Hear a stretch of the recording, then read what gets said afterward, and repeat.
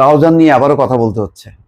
আসলে আমার একেবারেই অভক্তি এই বিষয় নিয়ে আলোচনা করতে। আপনাদের মনে আছে 5ই আগস্ট পট পরিবর্তনের পর থেকে রাউজান নিয়ে কতবার আমি কথা বলেছি, অনুনয় বিনয় করেছি যে আল্লাহর হস্তে রাউজান নিয়ে একটু শান্তি দেন।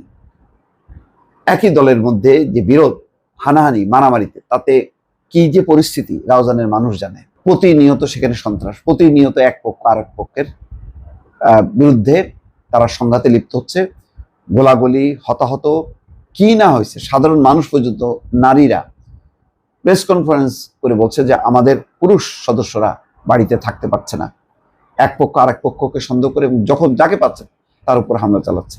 এবং এই বিরোধের কেন্দ্রে আছে গিয়াসউদ্দিন কাদের চৌধুরীর নেতৃত্বে একজন, আরেকজন আছে গোলাম আকবর খন্দকার। মাশাআল্লাহ, দুইজনেই কিন্তু ত্যাগী নেতা, দুইজনেরই অবদান আছে। কিন্তু কি হলো দুজনের মধ্যে এই রাউজান নিয়ে? বাইরে কি হবে?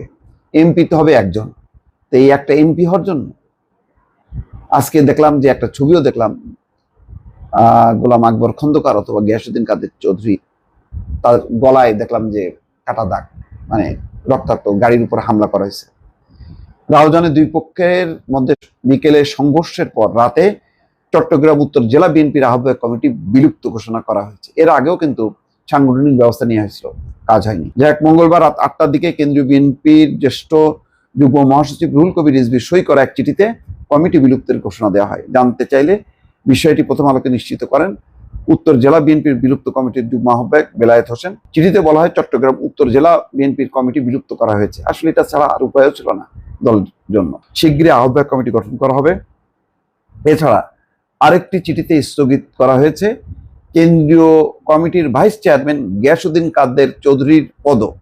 তাহলে গোলাম আকবর খন্দকার রাইট ট্র্যাকে আছে, গিয়াসউদ্দিন কাদের চৌধুরীর পদ বিলুপ্ত করা হয়েছে। তাহলে একজন শাস্তি পেল, আরেকজন মুক্তি পেল, বা দণ্ড পেল না। বোঝা যাচ্ছে হয়তো তারা বিচারে দেখছে যে গিয়াসউদ্দিন কাদের চৌধুরী হয়তো তার দোষ বেশি।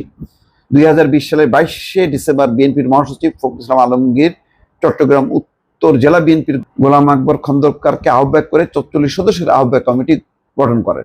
এতে কাউকে যুগ্ম আহ্বায়ক রাখা হয়নি।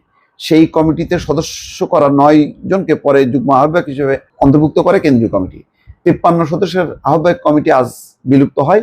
কোন্দলের কারণে পূর্ণাঙ্গ কমিটি গঠন করা যায়নি 4.5 বছরে। দেখেন অবস্থা, পূর্ণাঙ্গ কমিটিও গঠন করা হয়নি। রুহুল কবির রিজভীর সই করা অপর এক চিঠিতে বলা হয় কেন্দ্রীয় বিএনপির ভাইস চেয়ারম্যান গিয়াসউদ্দিন কাদের চৌধুরীর পদ স্থগিত ঘোষণা করা হলো। এছাড়া দলের ভেতরে সংঘাত, হানাহানি সৃষ্টি করে দলীয় শৃঙ্খলা চরমভাবে লঙ্ঘন করায় বিলুপ্ত উত্তর জেলা বিএনপির যুগ্ম আহ্বায়ক নুরুল আমিন, মিরসরাই উপজেলা বিএনপির সাবেক সদস্য সচিব গাজী নিজামুদ্দিন, বারৈয়ার হাট পৌর বিএনপির সাবেক আহ্বায়ক দিদারুল ইসলাম মিয়াজি, যুবদল নেতা সিরাজুল ইসলাম এবং কামাল উদ্দিনকে দলের প্রাথমিক সদস্য পদ সহ সকল পর্যায়ের পদ থেকে বহিষ্কার করা হয়েছে।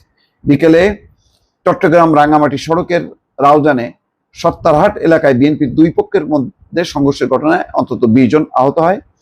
বিএনপির কেন্দ্রীয় ভাইস চেয়ারম্যান গিয়াসউদ্দিন কাদের চৌধুরী এবং উত্তর জেলা বিএনপির আহ্বায়ক গোলাম আকবর খন্দকার অনুসারীদের মধ্যে এই ঘটনা ঘটে। এতে সররা গুলিতে আহত হন গোলাম আকবর খন্দকার নিজেও, অর্থাৎ বোঝা যাচ্ছে গোলাম আকবর খন্দকার আহত হয়েছে।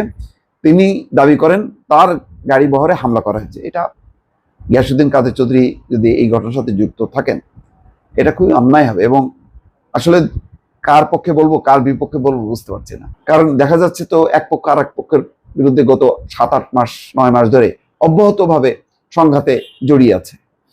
রাউজান থানার ভারপ্রাপ্ত কর্মকর্তা বলছেন এক পক্ষ কবর জিয়ারত করতে যাচ্ছিল, আরেক পক্ষ শোভাযাত্রায় ছিল। সত্তারহাট এলাকায় গোলাম আকবর খন্দকার তার অনুসারীদের গাড়ি বহন নিয়ে যাওয়ার সময় দুই পক্ষ মুখোমুখি হয়। পরে পুলিশ গিয়ে পরিস্থিতি নিয়ন্ত্রণে আনে। শুরুতে কিছুটা সময় যান চলাচল বন্ধ থাকলেও পরে স্বাভাবিক হয়। উল্লেখ্য, দেখেন, রাউজানে গত বছরে 5ই আগস্টের পর সহিংসতায় মোট 13টি হত্যাকাণ্ডের ঘটনা ঘটে। 5ই আগস্টের পর থেকে এই পর্যন্ত 13টি হত্যাকাণ্ডের ঘটনা ঘটে। এর মধ্যে 10টি রাজনৈতিক হত্যাকাণ্ড। বিএনপির দুই পক্ষে সংঘর্ষ হয় অন্তত শতাধিকবার। 3 শতাধিক মানুষ এসব ঘটনায় গুলিবিদ্ধ হন। বুঝতে পারেন, একটা ছোটখাটো একটা গাজা তৈরি করছে রাউজানের বিএনপির দুই পক্ষ। খুবই দুঃখজনক। এমনিতেই নানা ধরনের চ্যালেঞ্জ দলের সামনে চাঁদাবাজি, দুর্নীতি, দখলবাজি, তার মধ্যে সংঘাত, মানে বিএনপির জন্য যে কি পরিস্থিতি সেটা বিএনপি ভালো করে জানে। প্রতিদিন কোথাও না কোথাও অঘটন লেগেই আছে দলের জন্য, খুবই দুঃখজনক। ভালো থাকবেন, আল্লাহ হাফিজ।